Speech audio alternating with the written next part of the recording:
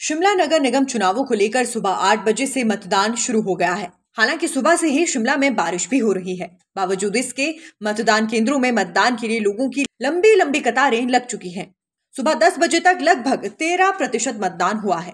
वहीं कांग्रेस के वरिष्ठ नेता आनंद शर्मा भी भराड़ी वार्ड के क्लस्टर में अपना वोट देने के लिए पहुंचे। मतदान करने के बाद आनंद शर्मा ने कहा कि ये उनकी जन्मभूमि है और वो हर बार चुनावों में मतदान करने पहुंचते हैं। उन्होंने कहा कि नगर निगम के चुनाव काफी महत्वपूर्ण चुनाव हैं।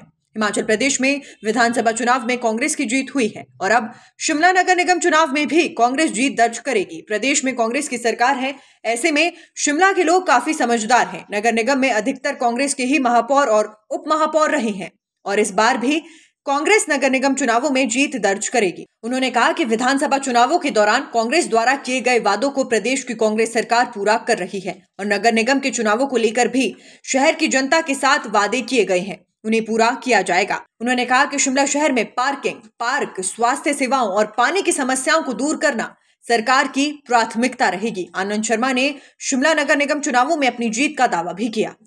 वहीं कर्नाटक चुनावों को लेकर आनंद शर्मा ने कांग्रेस की जीत का दावा किया है और कहा है कि हिमाचल से कांग्रेस की शुरुआत हुई है और कर्नाटक विधानसभा चुनाव में भी कांग्रेस की जीत होगी। उन्होंने कहा कि भाजपा ने जो 2 करोड़ रोजगार देने और 15 लाख खाते में आने के वादे किए थे, उनका क्या हुआ है। अब कर्नाटक के साथ देश की जनता इनकी हकीकत को जान चुकी है और लोग बीजेपी के झांसे में नहीं आएंगे।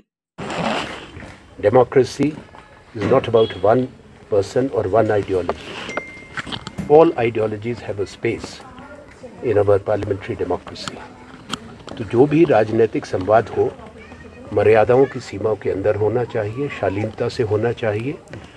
मेरा अपना एक जो लंबा अनुभव है भारत की राजनीति में, हमने प्रचार भी किए हैं, संसद में भी बोले हैं, कभी एक शब्द भी आपत्तिजनक नहीं है उच्चारण किया। ये रिकॉर्ड है। मेरा सबसे यही आग्रह है, चुनाव हो जाएंगे, वोट पड़ जाएगा, कटुता नहीं आनी चाहिए।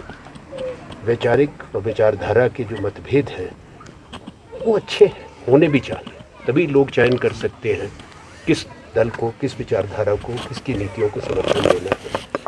और उसको व्यक्तिगत नहीं बनाना चाहिए, मतभेद रहे, मनभेद नहीं होना चाहिए।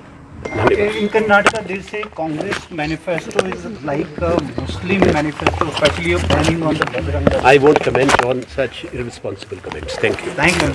और क्या मैसेज जो है वो जाता है जब बड़े नेता की आपका तो ये ग्रीक क्षेत्र है, आप हर बार जो है वो इसमें पार्टिसिपेट करते हैं। मेरी जन्मभूमि भी है, गर्म भूमि भी है, मैं हर बार मतदान में शामिल होता हूँ। एक महत्वपूर्ण चुनाव है, विधानसभा चुनाव में कांग्रेस की विजय हुई है और अभी भी हम उम्मीद करते हैं कि लोगों का आशीर्वाद और समर्थन कांग्रेस के लिए रहेगा।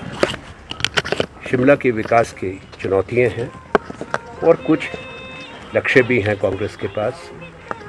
आने वाले 5 साल यहाँ कांग्रेस की सरकार है।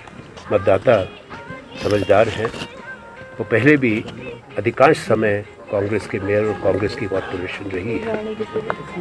मुझे पूरी उम्मीद है कि जिस तरह से हमारे मुख्यमंत्री सुखविंदर सिंह सुक्खू जी और यहाँ की सरकार इस कम समय के अंदर प्रयास करके और अपने वायदों को पूरा कर रही है। केवल 4 महीने हुए हैं पर बहुत जो वायदे किए गए थे वो पूरे भी हुए हैं। इसीलिए हम ये आश्वस्त हैं कि यहाँ कांग्रेस की ही कॉर्पोरेशन, कांग्रेस की विजय होगी। सर, कौन से कामों को प्रायोरिटी मानते हैं आप?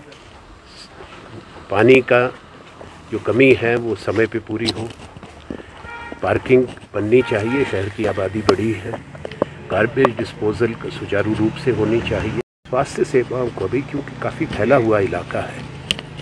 शहर का जो मुख्य हिस्सा है उसमें तो चलिए अस्पताल हैं, तो बाकी सब जगह पे भी हमारा प्रयास रहेगा कि लोगों को हेल्थ केयर मिले, स्वास्थ्य सेवा मिले।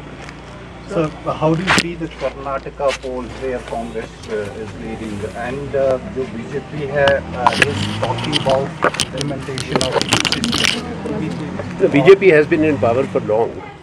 BJP should first answer what happened to the promises of 2014 and 19. Where are the 2 crore jobs per year? Where did people get 15 lakh rupees? Which promise is the one which BJP has fulfilled nationally? When it comes to Karnataka, is known as a 40% commission government. Congress will definitely win and BJP will be routed in Karnataka. I can tell you definitely. Himachal was the beginning. शंखनाद देवभूमि से हुआ है, अब कर्नाटका में भी गूंजेगा। हेमंत बिश्वा शर्मा कह रहे हैं कि जो यूनिफॉर्म सिविल कोड है दैट क्या मैं दूसरों के बयान पे नहीं कहता, संविधान को जानता हूँ, पढ़ता हूँ। चुनाव के समय इनको कोई खासी याद आती है और चुनाव के बाद हर चीज़ को भूल जाते हैं। धन्यवाद। BJP chief says Congress is going through mental bankruptcy and they are. खैर मैं अब क्या कहूँ, उनके विचार उनको मुबारक। सर आप सीजन पॉलिटिक्स खासकर जो लैंग्वेज में बड़े लीडर्स का प्रचार पर जोर अनुराग ठाकुर आए और भी सीनियर लीडर्स जो हैं वो प्रचार के लिए एमपी चुनाव में लगे हैं, उसको कैसे देखते हैं पॉलिटिकली? उनको मालूम है कि पाँव के नीचे से ज़मीन खिसक चुकी है हिमाचल में, हारे हम अच्छी तरह से। अब यहीं कॉरपोरेशन में प्रचार करेंगे तो कोई आपत्ति नहीं है, अधिकार है हर किसी का, हर राजनीतिक दल का प्रचार करने का, हर राजनेता का। शिमला से नीरज डोगरा की रिपोर्ट।